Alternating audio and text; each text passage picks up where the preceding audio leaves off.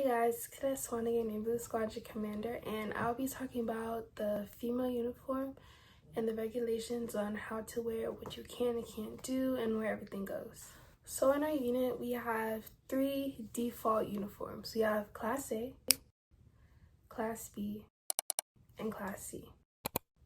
Class C is what I'm currently in now, just the blue shirt with everything on it and no tie tab. Class B is the same thing, but with the tie tab. Class A is Class B, but with the coat that you were issued. So all of the uniforms follow the same regulations 36-2903. So all of these uniforms have what I like to call a base uniform. They all consist of your black drill shoes, black socks, your pants or slacks, belt, blue shirt, and your white undershirt. You are issued 1 pair of black socks, which are about ankle length. So I highly advise you to go buy your own. They sell them at Walmart, Target, anywhere. Just make sure they're long enough. For your white shirts, I recommend buying at least 1 or 2 more from, again, Walmart or Target, somewhere cheap, where they have V-neck shirts. That way, when uniform time comes, you have a cycle of t-shirts that you can go through. When it comes to your shirts, you will be issued 2, a short sleeve and a long sleeve. With your long sleeve shirt, you are required to wear your tie tab. So if the uniform of the week is Class C, you are not to wear your long sleeve shirt because you can only wear that if you wear your tie tab. However, if the uniform is Class B, you can wear your long sleeve shirt because Class B is the uniform with the tie tab. So for your name tag, everyone has a name tag. It's one of the first things that you are issued. It'll be on the right side, parallel to the ground, so it should look like a straight line almost. And it should be either aligned with the second button or 1.5 inches above or below. And you have anywhere between here and here to place your name tag. As an AS1, I find that it will be easiest to align your name tag to the second button, as you may or may not have ribbons yet, and aligning it to the second button will make sure that it's straight.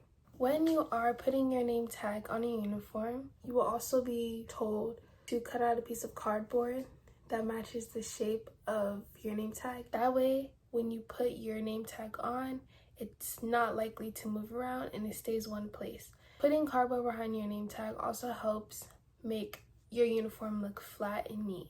If or when you earn ribbons or cords, they are to go on the left, and the bottom of your ribbon rack is to be aligned with the bottom of your name tag. It should form a straight line almost. So wherever you place your name tag, the bottom of your ribbons is to be aligned with it. Your cords go under your shoulder tabs, buttons here. You unbutton it and you place it underneath. As an AS1, you may or may not have rings. So the regulation for your insignias is that it is required to be centered from top to bottom, left to right. When wearing any class of uniform, your shirt is required to be tucked in at all times. When it comes to wearing your belt, females will enter their belt through the right side. So there are 2 parts to your belt, the actual belt and the belt buckle. The frayed end of the belt without the metal goes through this end of the belt buckle. You place it through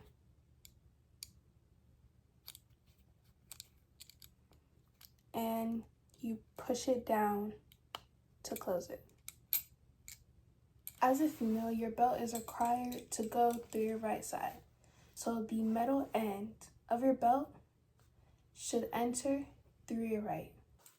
Once you have placed your belt through the right side, you're going to place it through the belt buckle until the metal end is showing. You don't want the metal end to be too far out to where you can see the blue, but you don't want it too far in to where you can see the belt buckle. You want it right aligned with the end of the belt buckle. Once you have it aligned, you are going to grab each side of the belt buckle and you're going to push it to your left. Once you've gotten your belt on, you're going to align it, the left end, to the line of this shirt and to the line of your pants.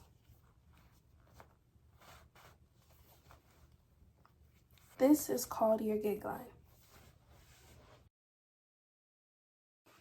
Your gig line is required to be straight at all times and in any class of uniform.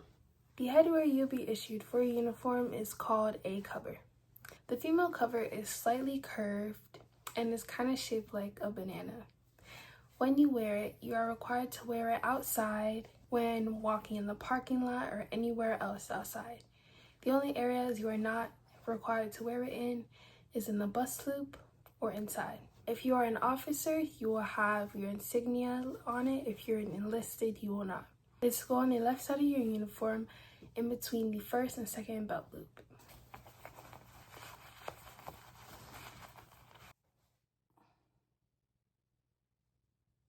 Alongside with your shirt and everything else, you will also be issued a blue lightweight jacket. Your insignias on the jacket are as follows. The outer edge is to be parallel to the outer seam, and the inner side and corner is to be an inch away from the inner collar. Now that I have showed you the base of each uniform where everything goes, I will show you what each uniform looks like. This is a Class B uniform. The only difference from Class B and C is that this has the tie tab. In Class B, when wearing the tie tab, all the buttons in your uniform are required to be buttoned. It follows the same regulations for all the items on the uniform, including name tag, ribbons, and cord. The regulation for your insignias is also the same. It is required to be sent from top to bottom, left to right. This is the Class A uniform. So just like Class B and C, the name tag and the ribbon are to be aligned at the bottom. On the Class A coat, there is a pocket. The bottom of the ribbons is to be aligned with the top of the pocket. The name tag also goes on the right side and the ribbon and other achievements go on the left. While in Class A, you are still required to wear your name tag on your blue shirt. And again, just like the other uniforms, everything else is the same, except everything that was on your blue shirt now moves to your Class A coat. When wearing your insignias follow a specific regulation when wearing them on your Class A coat. On the collar, there is a seam, and the corner of your rank is to be touching but not crossing that line, and is also to be centered in the middle of that line. And it is also required to be parallel to the ground, as shown. Now I will be going over beauty and hygiene.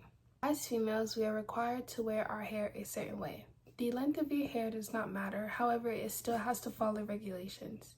You are not required to wear your hair in a bun. You can wear it in braids, locks, or twists, or any variation of those. You can also wear it in a ponytail. However, that ponytail is not to exceed 6 inches. When your hair is pulled back, it is not to exceed a 6-inch radius and 12 inches in width, including buns and ponytails. Hair accessories are authorized, however, they must match your hair color. Your hair color also must be a natural color. Bright green is an example of a hair color that is prohibited. If you get extensions in uniform, whether they're in braids or hair clip extensions, they must match your natural hair color.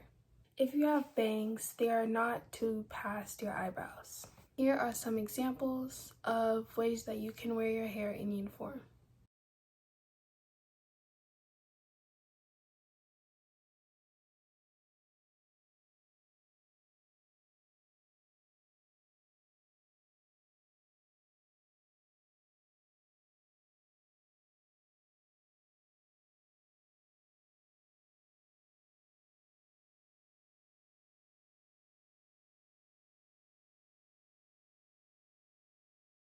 When it comes to wearing makeup in uniform, your makeup should be natural and simple.